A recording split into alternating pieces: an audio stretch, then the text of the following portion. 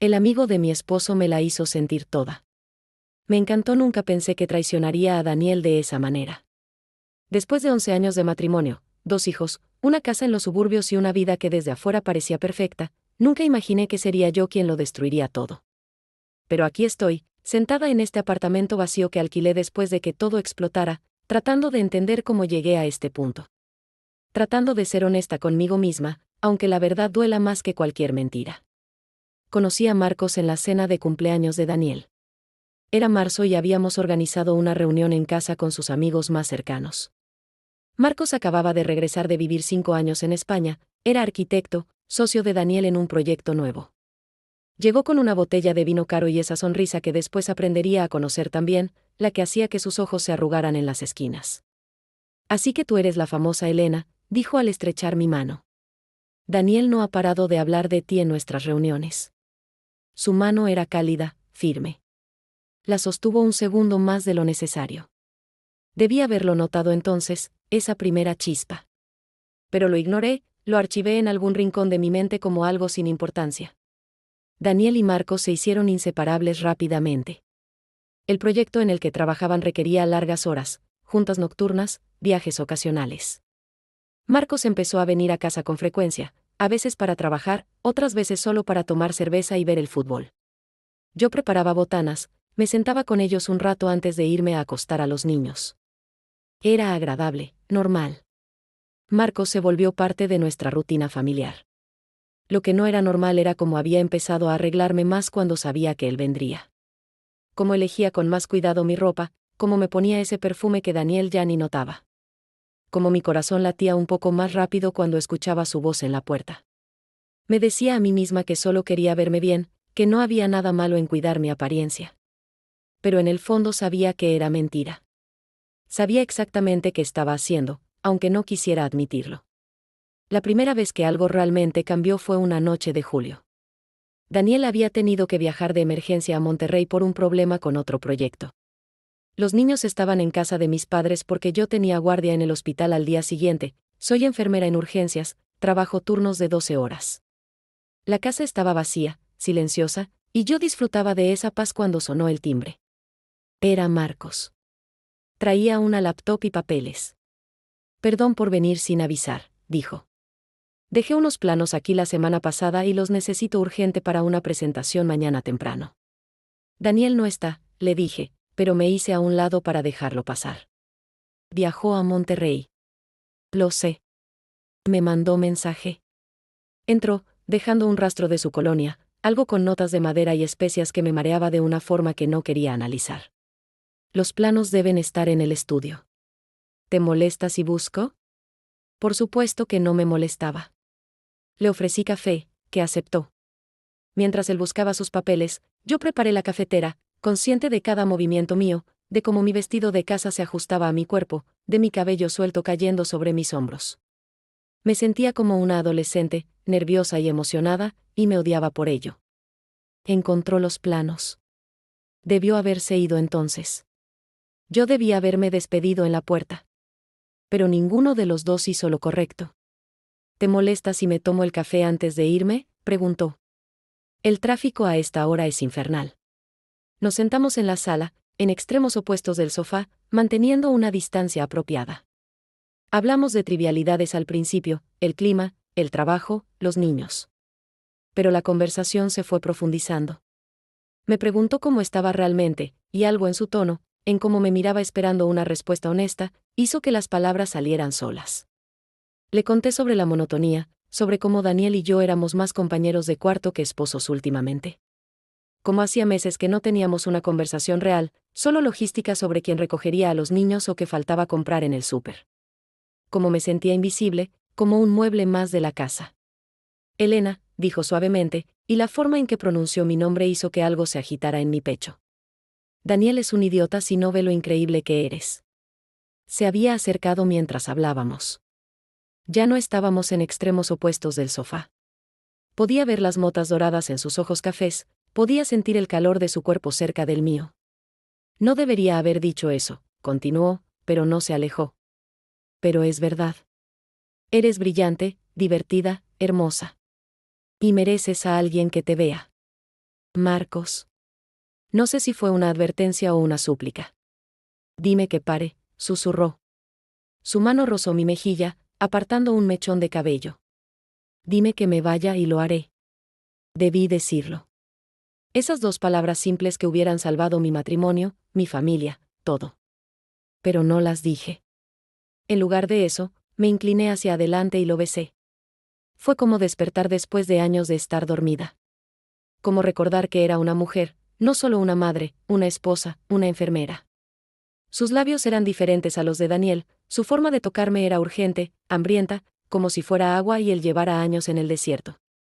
Nos movimos al sofá, luego al piso.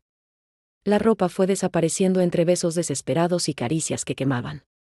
En algún momento de mi mente racional gritó que parara, que esto estaba mal, que destruiría todo. Pero esa voz se ahogó bajo el peso del deseo, de sentirme viva, deseada, vista. Lo que hicimos esa noche en el piso de mi sala, en el sofá donde mi familia veía películas los domingos, fue la traición más grande que podría haber cometido. Y lo peor, lo que me hace sentir más sucia y confundida, es que me encantó. Cada segundo, cada caricia, cada beso. Me encantó sentir sus manos explorando mi cuerpo como si fuera un tesoro. Me encantó escucharlo decir mi nombre con ese tono reverente. Me encantó sentirme deseada de una forma que había olvidado que existía. Cuando terminó, cuando la realidad volvió a caer sobre mí como agua helada, me vestí en silencio. Marcos trató de hablar, de tocarme, de convertir aquello en algo más que solo sexo. Pero yo no podía mirarlo. Tienes que irte, le dije. Elena, necesitamos hablar de esto. No hay nada que hablar. Esto fue un error. Un horrible error. Se fue, llevándose sus planos y dejando un rastro de culpa tan espeso que casi podía tocarlo. Me quedé sola en la sala, mirando el lugar donde había sucedido, tratando de procesar lo que acababa de hacer. Esa noche no dormí. Cambié las fundas del sofá, limpié como si pudiera borrar lo sucedido. Nuevo. Y otra vez. Y otra.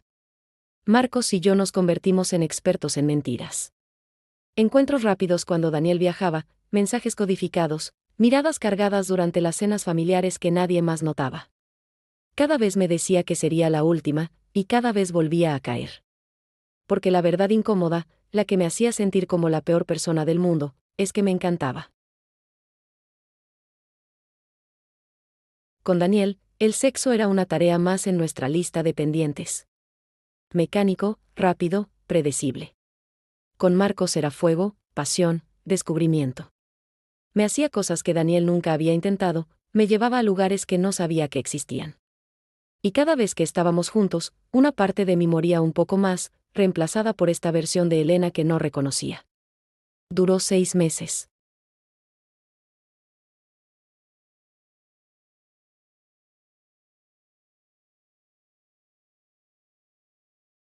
Marcos me había mandado un mensaje en plena noche, algo explícito sobre lo que quería hacerme la próxima vez que estuviéramos solos. Mi teléfono estaba en la mesa de noche, sonó, y Daniel lo tomó pensando que era una emergencia del hospital. Vi su cara cambiar mientras leía. La confusión volviéndose comprensión, la comprensión volviéndose horror, el horror volviéndose en una furia tan pura que me aterrorizó. No gritó. Eso hubiera sido más fácil. Solo me miró con esos ojos que me habían visto con amor por 11 años, ahora llenos de un dolor tan profundo que me atravesó. ¿Cuánto tiempo? Su voz era plana, muerta. No podía mentir más. 6 meses. Asintió lentamente, como si eso confirmara algo que había sospechado. ¿Lo amas? No. Y esa era la verdad más patética de todas.